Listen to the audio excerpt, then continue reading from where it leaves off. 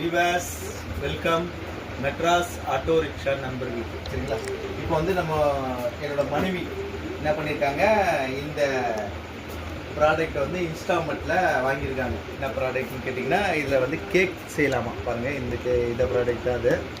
Cake செய்யலாம் அந்த முடின்னு சொல்லி வாங்கியிருக்காங்க.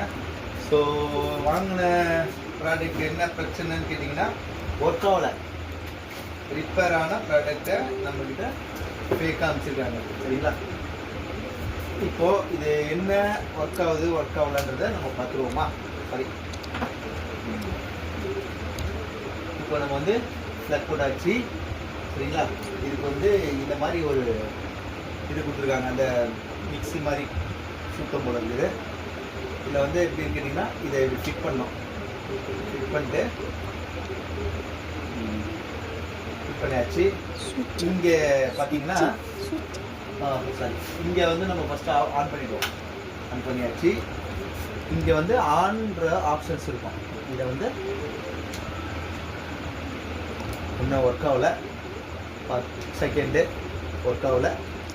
தேர்டு, ஃபோர்த்து எதுவுமே ஒர்க் ஆகலை. ஸோ இது வந்து நம்ம என்ன தெரியுதுன்னு கேட்டிங்கன்னா, இந்த இன்ஸ்டால்மெண்ட் அண்டு இந்த மாதிரிலாம் வந்து வாங்குறத அவாய்ட் பண்ணுறது ரொம்ப நல்லது. நேரடியாக போய் பார்த்து எந்த பொருளாக இருந்தாலும் பார்த்து வாங்குறது ரொம்ப நல்லது.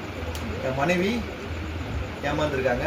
நான் அவங்கக்கிட்ட என்ன சொல்லணும்னு கேட்டிங்கன்னா, சோளமுத்தா போச்சா போச்சா அதுதான். சரிங்களா? காது போச்சா இல்லை, பொருள் போச்சு. இது வந்து ரீஃபண்ட் ஆச்சுன்னா ரொம்ப நல்லது. இதை பற்றி நீங்கள் என்ன நினைக்கிறீங்கன்றத கீழே கமெண்ட்ஸில் என்கிட்ட பேசலாம். நன்றி, வணக்கம்.